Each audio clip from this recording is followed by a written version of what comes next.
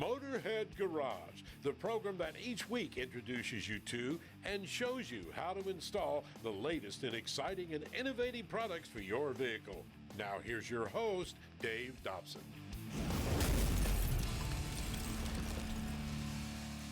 Welcome to Motorhead Garage, presented by DragonfireTools.com.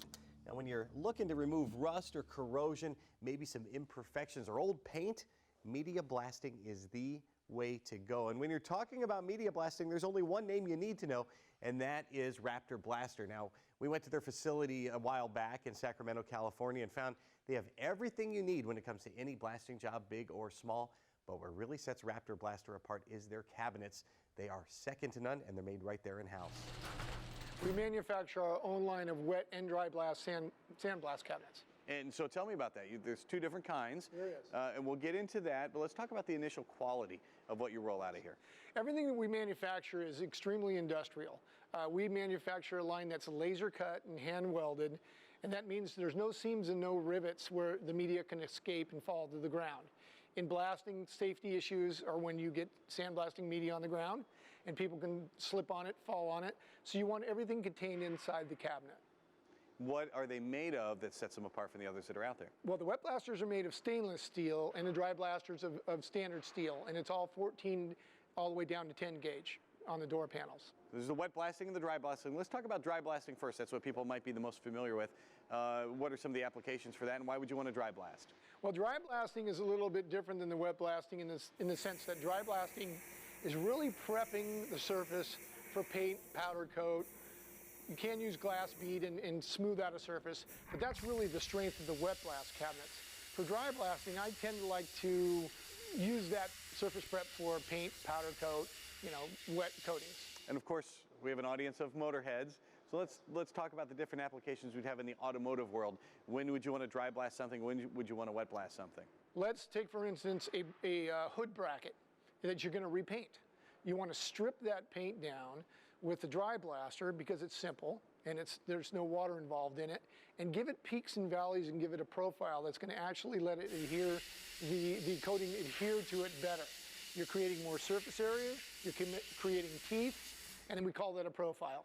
So that's an application where you want to use dry blast as opposed to wet blast. And what else do you have to do then once you're done blasting it to get it ready to paint or primer? Really just blow it off with compressed air, and you're ready to paint. Clean the surface. And if you get something like a carburetor or something inside the engine, talking about a block, yeah. I know a lot of people have been very skittish, and you don't want to dry blast that because it's going to etch the actual and take some material off, and you've got tight tolerances in there. Yeah. So that is where wet blasting comes in. So what's really new to the market and kind of new to automotive in general and engine components is wet blasting. And wet blasting has a magic way of taking the same media that you use in dry blasting and actually adding water and then doing what we call a slurry or vapor blasting. And that has a magic way of sending the media at the part and then sideways and giving it a polishing effect. So in the most instances, we use glass bead, which is a round bead and has a peening effect, and we use that in combination with the water, and it completely changes blasting. And what it's doing is it's giving you an OEM finish on aluminum parts, brass, plastic. So any part that you take off of an engine that is aluminum that you want to look OEM new, you can do that very, very quickly in a wet blast cabinet, and then just leave that coating, blow it off with air, dry it, leave it off, and you've got a brand new part. You've been doing this for a long time, and you told me there's a lot of misconceptions people have about wet blasting when it comes to parts like that, and how do you prove them wrong? In the automotive industry, everybody's fearful of putting glass bead or any blast media into an engine. And that really stems from the old school of dry blasting. And what you would have happen in dry blasting is the media would go into an area and hit it directly into the part, and it would create it would stick. It would actually fracture and stick in different ports on an intake manifold or a carburetor and get stuck, and you don't want that piece in your engine when you're rebuilding it. So wet blasting is different in the sense that the media gets sent at the part and the water helps it move away from the part kind of sideways, and you're not impregnating the surface of the part. It doesn't touch the surface, it flattens it, and the media doesn't stick.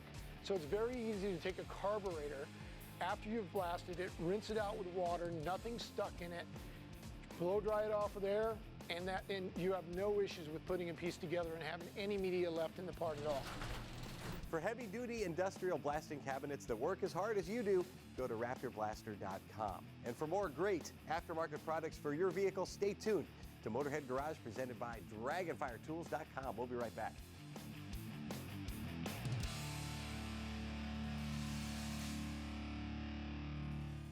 Motorhead Garage, presented by DragonfireTools.com, is brought to you by RockAuto.com.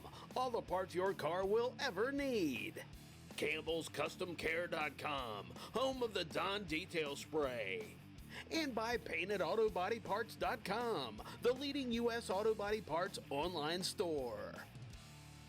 Welcome back to Motorhead Garage presented by DragonfireTools.com. You know, when it comes to roof racks, you're going to get one that looks great but doesn't do a whole lot, or one that doesn't look very good but it's very utilitarian. Well, I'll tell you what, our friends at GOBI Racks have this problem solved. Form meets function when it comes to GOBI Racks. Jade, tell me what makes GOBI's racks different and better. Absolutely. So first off, we've been around for over 2 decades, so we know the game. Our biggest thing is we are non-modular, fully welded roof rack. So when you come to those washable roads, you won't have any shifting of screws, no movement of the rack. You'll be totally okay. Long time comes for this rack. And how does it actually mount to the vehicle? It is all non-drill, so it's going to be into the OEM holes of what comes on your vehicle, no matter what vehicle it is, Bronco, 4Runner, Jeep, anything. I'm pretty sure that's the first question you get all the time. And probably the second one is, how much weight does it hold? So you can actually point load it at 250 pounds. You can stand directly on it at that weight. And then it's got an 800-pound static load and a 300-pound dynamic load. So we've got you covered in weight no matter what you put on the vehicle. And how do you make sure that all that weight, all that gear stays where it needs to be? Well, we have a raised edge, and we have it a low profile for this is the stealth rack, and then we also have a Ranger rack, which is a couple inches taller, more of a basket style. So no matter how fast you're driving, or if you slam on those brakes, your gear is not going to move. And why would one choose the Ranger rack over the Stealth? It's purely preference or aesthetics, just to what one might want on it, whether you're doing a rooftop tent or you're just putting cargo boxes on there or anything along those lines. GOBI Racks thought of everything, and I know a lot of folks are serious off-roaders, which means you're going to have a light bar or a rack to hold the lights. So what are the different options when it comes to mounting those on the vehicle? So these two are our multi-light setup, so you can put a light bar or you can do individual lights, and we make light brackets for those as well. Or we have a 40-inch LED setup where you can put a straight light bar, which insets it. And that also allows you to have an option of a no riser, which decreases the rack size in the front, and you can lay something completely flat across it. So if you had a longer rooftop tent or you wanted to put canoes or kayaks completely flat on the rack, you're able to do so. So with the existing equipment you might already have, GOBI plays nicely with what you've already got on your vehicle. Yeah. Very cool. And one thing that I really like when it comes to mounting the lights, I see a couple little plugs there. And I think that's a great feature. Yeah.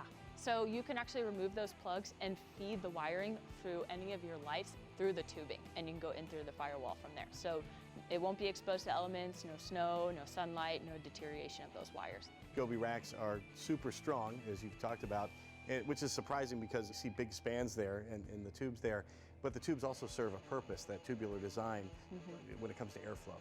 Yeah, absolutely. So because of those spaces, it allows any of the debris sitting up there or any snow to be removed off the roof. So you won't have any problem with rusting on the top of your roof line, which a lot of people aren't able to reach or is enclosed when you have a modular roof rack. Maybe you get a little surprised when you climb up on the roof and you see all the rust that's accumulated on your old roof rack. Yeah, unfortunately. But with ours, you won't have that problem. Tons of features from GOBI racks. In fact, a lot of them are patented. So what are some of the things we can find here we can't find anywhere else, David? Yeah, we have multiple patents, one being the riser versus no riser. And so with the no riser, it's really good for the adventurer that doesn't want any obstructions. They're able to put plenty onto the roof rack, and then in case they have a sunroof, we have a welded mesh that goes across, can stop at that sunroof, or they can have those inserts like you see here. And each of those inserts, they can hold up to 165 pounds for their cargo capacity. And we also have the patented non-drill system because no one wants to be drilling into their vehicle, right? No doubt about that. So very smooth, very sharp looking. It's simple but elegant at the same time. And there's tons of accessories too. It doesn't just stop with the racks for GOBI. Absolutely. So what are some of the things I can get to put on my rack? Yeah, well, we have the GOBI standard crossbars, and that comes with every rack. And you can put a bike or kayak, snowboard, stuff like that. But we also have the upgrade option to where those can actually hold more weight, and they come in two different lengths, one 60 inches and another being 80 inches. So you can put multiple bikes up there, put 3 or 4 kayaks, canoe. So you're definitely able to get a lot more out of your travels with that upgraded option. Another accessory I really dig is the panel on the other side here of the Toyota. What do I call that? That's called the Mole panel, and that's great for a bunch of different accessories like a gas can, traction board, like a shovel, just extra things that you're going to be bringing on your trip. And I really like the awning too. That's a great thing for hanging out too when Yes. you're not actually out on the trail. It's a neat thing to attach there too. And a lot of folks are running accessories from Thule and Yakima and other companies like that. How compatible is a GOBI rack with those? Completely compatible. So you're able to put any accessories you want on it, like axes. You can have that awning like you mentioned, and also just road showers too. So plenty of things that you can bring for any type of adventure you're going on. Well, GOBI Rack says no place is out of reach, and it is true. You can find the GOBI Rack for your vehicle at GOBIRacks.com. We'll be right back with more Motorhead Garage presented by DragonfireTools.com when we come back, so stay tuned.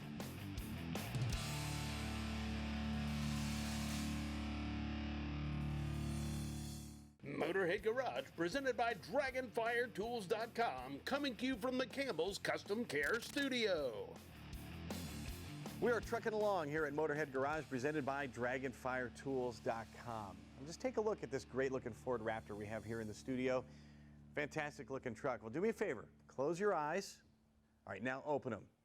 What a pop of color. Just that little detail right there, the color on the tow hooks. And John, up until now, if you wanted to take your OEM tow hooks and put color on them, what would you have to go through? You'd either have to paint them or powder coat them. And you're talking big time expense, lots of money, lots of time, but you've come up with a solution at Towkz. Yeah, our Towkz solved the problem. Without any labor, you can just pop these on in about 20 seconds and it changes the front end of your truck. Well, how do they work? Each Towkz has a channel underneath that's patented, and the only way you can get a rubber tube on a closed hook, and they just pop right over.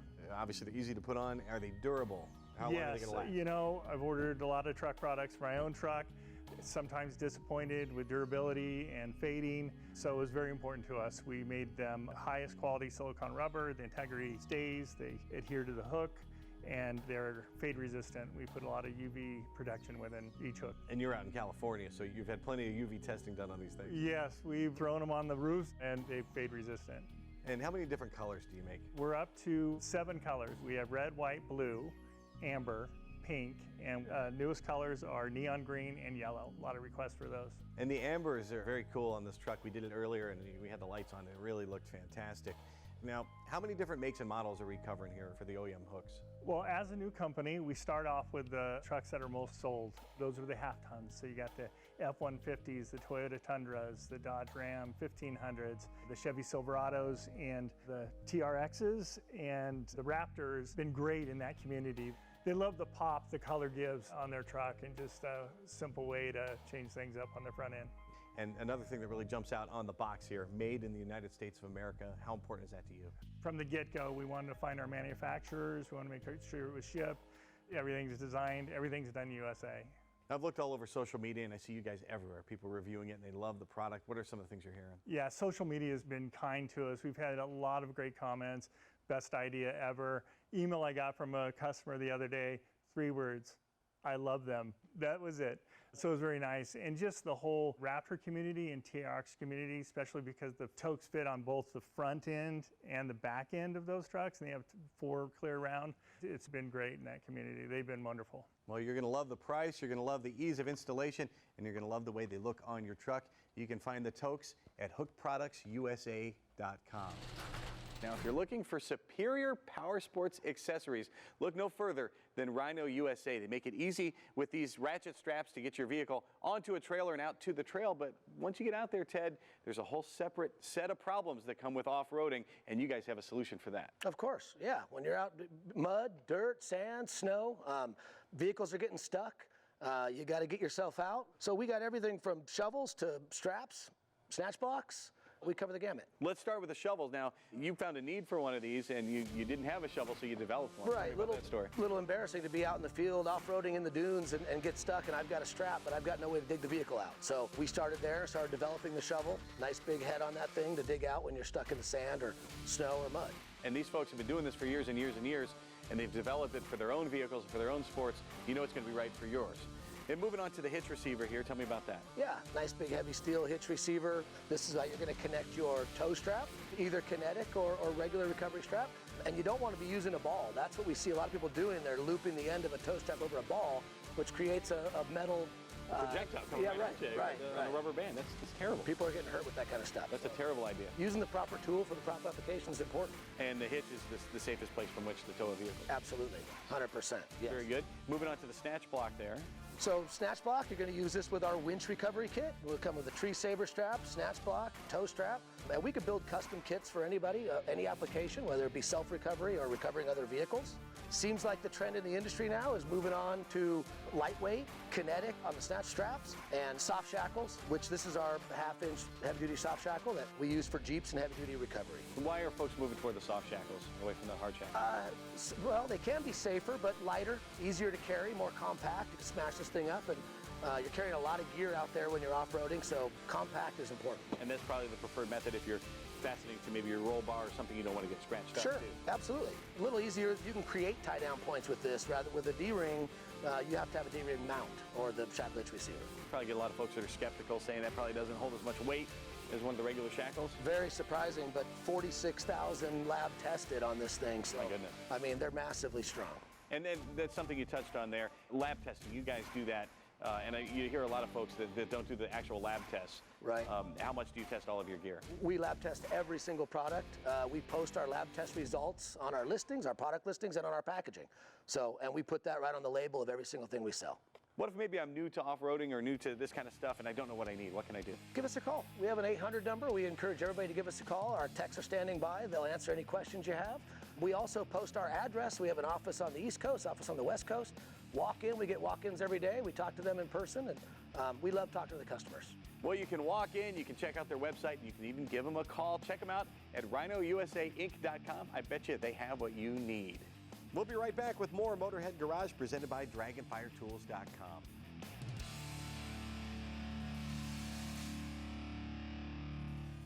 Motorhead Garage, presented by DragonfireTools.com. Industrial workbenches with integrated tool storage. And brought to you by Amsoil, the first in synthetics.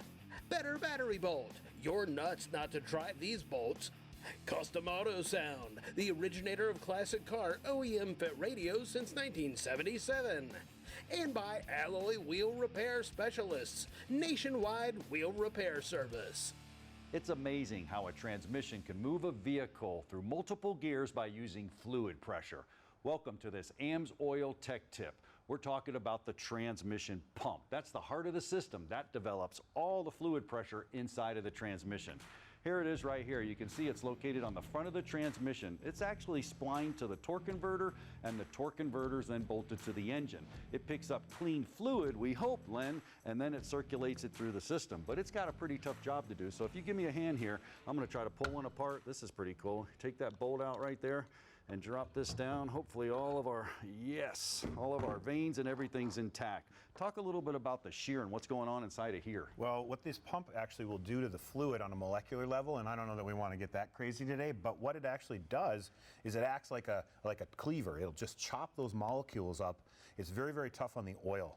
And what ends up happening then is the oil can get thin, and then you can get a pressure loss. Exactly, and you can see it right here. These are actually a vanes type pump, and these are vanes right here. And what happens, this is splined to the torque converter, so if I spin it, you can see with centrifugal force, those vanes are going to sling out, and those things are actually pushing the fluid not only around, but we're going from a big chamber to a small chamber, and we're developing that pressure, man. Shear is a big problem here. Also heat. Now, heat, man, when it comes to the torque converter, woo, we're talking about redirected fluid to multiply torque. Manual transmissions don't even have coolers because they don't need it because of this guy. This is a major problem. It is, right? You get it. That thing is a giant oven.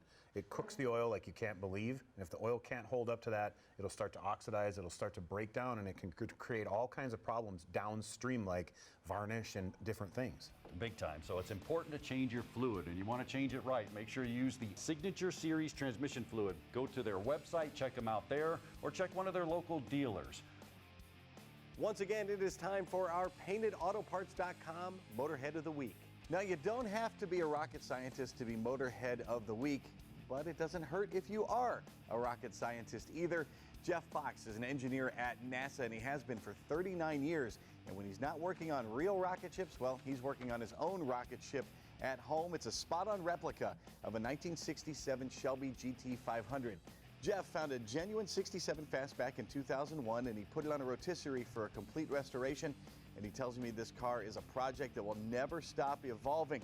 And the power plant has been through a few different iterations since he got the car. At the moment, you can find a 427 under the hood that's making about 720 horsepower. He says the engine bottom end will handle 1,500 horsepower, so stay tuned for more updates because this guy knows all about power, both in space and on the ground. He is Jeff Fox, our Motorhead of the Week.